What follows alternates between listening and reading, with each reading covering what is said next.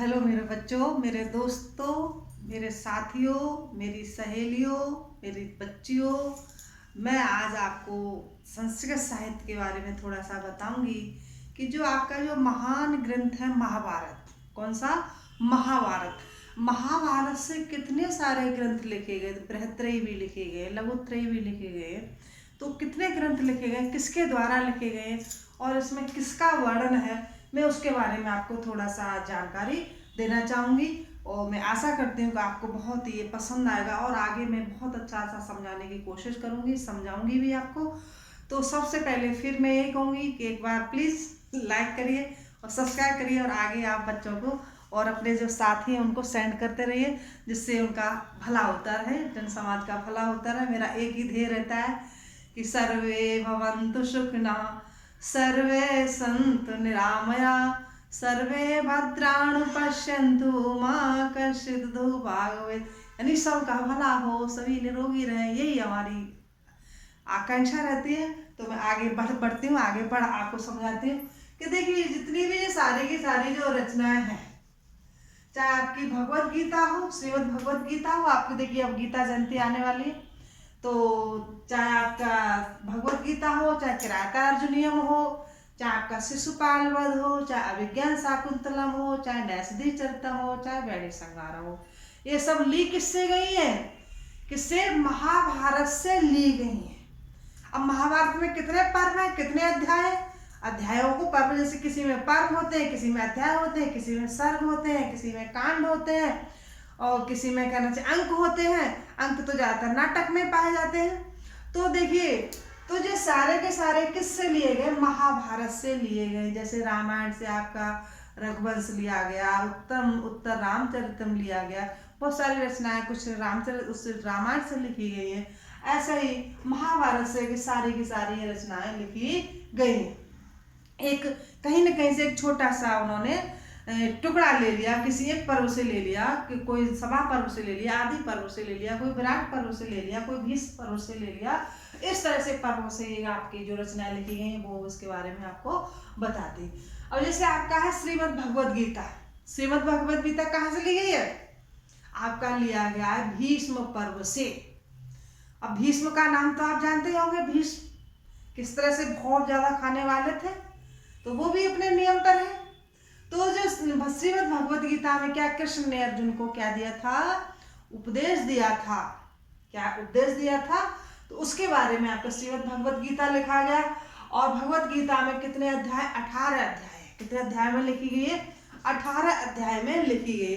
लेकिन भगवद गीता में जो 12वां अध्याय बहुत ही ज्यादा महत्वपूर्ण, बहुत ज्यादा अच्छा, सर्वश्रेष्ठ माना गया है। तो आपका जो भगवद गीता किससे लिया गया है?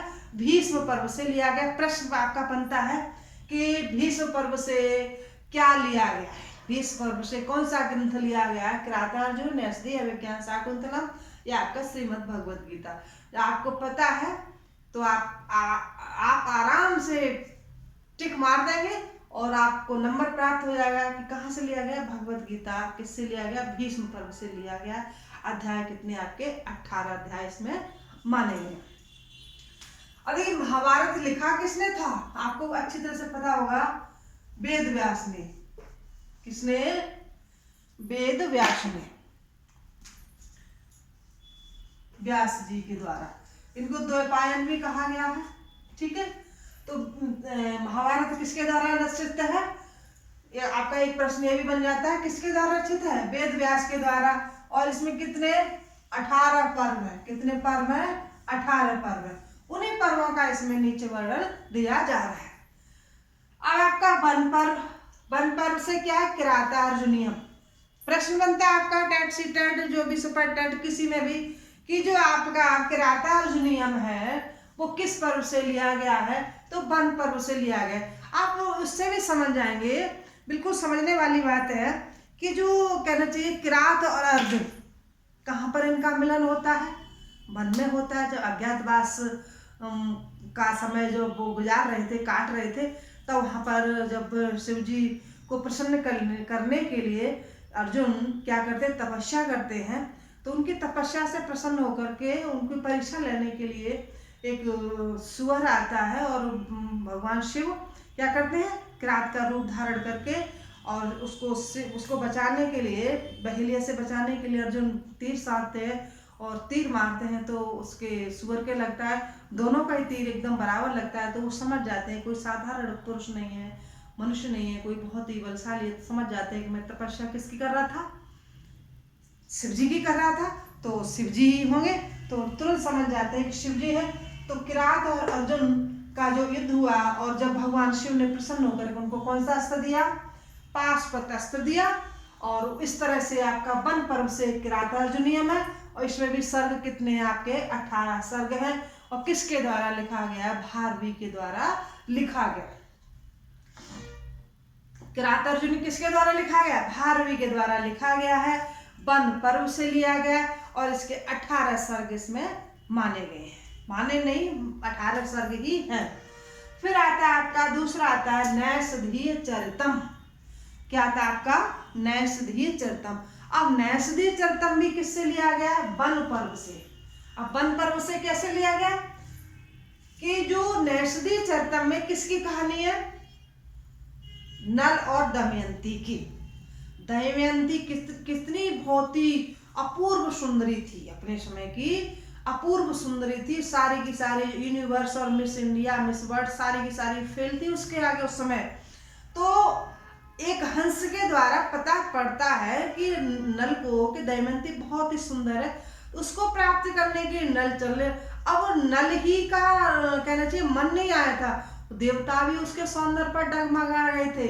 तो चाहे इंद्र हो, चाहे चंद्रमा हो, कोई भी, बहुत सारे इस तरह से वहाँ पे 4 लोग नल के रूप में पहुँचते हैं। तो किस तरह से बड़ी मुश्किल से कहना चाहिए दमयंती ने बड़े अपने होशियारी से नल को वरण किया, और कहना चाहिए नल और दमयंती का विवाह हुआ। तो इस तरह से ये भी आपका जो नैषधीय चरितम है वो वन पर्व से लिया गया है। और इसके रचनाकार कौन है, आपके श्रीहर्ष है। आपके नैषधीय चरितम के रचयिता कौन है, श्रीहर्ष है। और इसमें सर्ग कितने हैं, 22 सर्ग हैं। ये बृहत्त्रयी ग्रंथ के अंतर्गत माना जाता है, बृहत्त्रयी ग्रंथ माना जाएगा। और क्या है, ये वन पर्व से लिया गया, श्रीहर्ष इसके रचनाकार है, और 22 सर्ग है। इसके जो पात्र हैं, जो मुख्य पात्र कौन है, आपके नल और दमयंती माने गए हैं। तो देख, कोई भी रचना होती है ना, तो उसके नाम से ही पता पड़ जाता है, कोई भी जैसे हो। जैसे आपने एक नॉर्मली बात बताती हूँ, जैसे था आपका एक फिल्म आई थी कुछ समय पहले, देवदास। क्या थी, देवदास। अब इस नाम से, टॉपिक से कोई भी, जैसे कोई भी रचना लिखी जाती है, कोई पुस्तक लिखी जाती है, तो या तो वातावरण के आधार पर लिखी जाएगी, देश काल वातावरण के आधार पर लिखी है, या धार्मिकता का किसी की एक टॉपिक जिसका माना जाएगा, चरित्र कोई भी पात्र होगा उसके आधार पर लिखा। जैसे ध्रुवस्वामिनी जयशंकर प्रसाद का है, तो ध्रुवस्वामिनी के बारे में लिखा गया। ऐसे देव और दास। और जो देवदास था तो वो क्या था, आपने फिल्म देखी होगी, मतलब मैं थोड़ा सा समझाने के रूप में बताना चाहती हूँ कि जो आपकी कौन थी, चंद्रमुखी थी। तो वो क्या थी, वो जो उसमें जो देवदास था, चंद्रमुखी उसकी कौन थी, चंद्रमुखी उसको देवता के समान मानती थी। चंद्रमुखी कैसी थी, वो देवता के समान मानती थी। और जो पारो थी, पारो का वो दास था। कौन, जो उसमें जो पात्र दिखाया गया, धर्मेंद्र दिखाया गया, या जो पहले की फिल्म उसकी थी, दिलीप कुमार की थी। तो जो उसमें जो दास था वो किसका है, पारो का। और देव किसका है, चंद्रमुखी का। तो देवदास मिलकर के बना।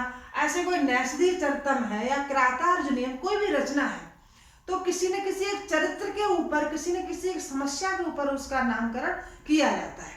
तो ऐसे ही अब आपका नेक्स्ट है आपका अभिज्ञान शाकुंतलम। अभिज्ञान, कोई अभिज्ञान का मतलब क्या होता है, कोई भी निशानी, कोई भी निशानी, कोई भी स्मृति चिन्ह जैसे कहना चाहिए। अभिज्ञान शाकुंतलम किससे लिया गया, आदि पर्व से लिया गया। इसके रचनाकार कौन है, आप अच्छी तरह समझते हैं, कालिदास है। इसमें अंक कितने, 7 अंक हैं। कितने अंक, 7 अंक हैं। लेकिन सबसे ज्यादा सर्वश्रेष्ठ अंक कौन सा माना गया है, प्रश्न आता है अभिज्ञान शाकुंतलम में सबसे ज्यादा श्रेष्ठ अंक कौन सा है। तो कौन सा, चतुर्थ अंक है, जिसमें उनकी जो विदाई इत्यादि होती है, शकुंतला की विदाई होती है, तो आपका चतुर्थ अंक माना गया है। अब देखिए, अभिज्ञान शाकुंतलम में आप कहानी समझते हैं कि दुष्यंत और शकुंतला की है। किस तरह से दुष्यंत उनके आश्रम में आते हैं, कण्व ऋषि के आश्रम में आते हैं, किस तरह से शकुंतला उनको प्रिय लगने लगती है, भाने लगती है, मन को अच्छी लगने लगती है और उनसे प्रेम हो जाता है। कुछ समय उनके साथ रह करके उनसे गंधर्व विवाह करते हैं, प्रेम विवाह करते हैं। अब वो फिर उनके वहाँ से हस्तिनापुर से बुलावा आता है उनकी माता का, वो चले जाते हैं। तो शकुंतला दुष्यंत के ही प्रेम में, दुष्यंत के ही ख्यालों में खोई होती है। दुर्वासा ऋषि आते हैं तो उनको कुछ पता नहीं पड़ता है और वो शाप दे करके चले जाते हैं कि जिसके ख्यालों में तू खोई हुई है वही तेरे को भूल जाएगा। फिर भी उसको इतना ध्यान नहीं था। फिर उसकी जो सहेली होती है वो बताती है इस तरह से शाप दे दिया है। तब वो उसके दुर्वासा ऋषि के चरण पड़ती है, वो विनती करती है। तब कहती है कि कोई स्मृति चिन्ह होगा, इससे उनको वो दुष्यंत उनको समझ जाएंगे, उनको याद कर लेंगे, उनको सारी याददाश्त आ जाएगी। जब जाकर के गर्भवती हो जाती है, जब वहाँ जाती है तो पता पड़ता है कि वो भूल जाता है। फिर जब वो अंगूठी दिखाई जाती है कि मछली के द्वारा, आपको कहानी पता है पूरी की पूरी, तो वहाँ से जब धीवर दे देता है तो दोबारा से उसको शकुंतला के सारा का सारा जो भी कहना चाहिए जो बीता हुआ था सारा का सारा स्मरण हो जाता है और वो उनको अपना लेता है। तो आपका विज्ञान शाकुंतला में 7 अंक है, नाटक है, आदि पर्व से लिया गया है, महाभारत के आदि पर्व से लिया गया है। अब आपका क्या आता है शिशुपाल वधम। शिशुपाल वधम से ही मतलब समझते किससे लिया गया हुआ, सभा पर्व से, क्योंकि इसमें सभा की बात दी गई है। सभा पर्व से लिया गया शिशुपाल वधम। और शिशुपाल लिखा किसके द्वारा गया, माघ के द्वारा लिखा गया। किसके द्वारा लिखा गया, माघ के द्वारा लिखा गया। और सर्ग कितने इसमें 20 सर्ग है। अब शिशुपाल वध की कहानी आप समझते, इस नाम से ही पता पड़ रहा है शिशुपाल वधम, शिशुपाल का वध किसके द्वारा हुआ, श्री कृष्ण के, भगवान श्री कृष्ण के द्वारा हुआ। क्यों हुआ कि वो इतना घमंडी था, अहंकार में इतना मद था कि कृष्ण भगवान को ही भगवान नहीं मानता था और उसने कहना चाहिए भगवान श्री कृष्ण को गालियां दी। उसकी माँ को भगवान कृष्ण ने ये कह भी दिया था इसकी 100 गलतियों को माफ कर दूंगा, लेकिन 100 से ऊपर हो जाएंगी तो मैं इसका वध कर दूंगा। तो इतनी मतलब कहना चाहिए भूलता गया भगवान, इसको इतने उकसाते गए क्योंकि उसका वध करना ही था, वध करना ही था। हिरण्यकश्यप का ये अवतार माना गया था, रावण का अवतार माना गया था। तो गलतियां करता गया, जैसे 100 गलती के बाद 101 गलती हुई तो भगवान कृष्ण उसका खात्मा कर देते, उसका वध कर देते हैं। तो शिशुपाल वध किससे लिया गया है, सभा पर्व से लिया गया, माघ के द्वारा रचित है और 20 सर्ग इसमें रखे गए हैं। अब आपका आता है वेणी संगारम। वेणी संगारम भी किससे, सभा पर्व से। वेणी संगारम किससे, सभा पर्व से।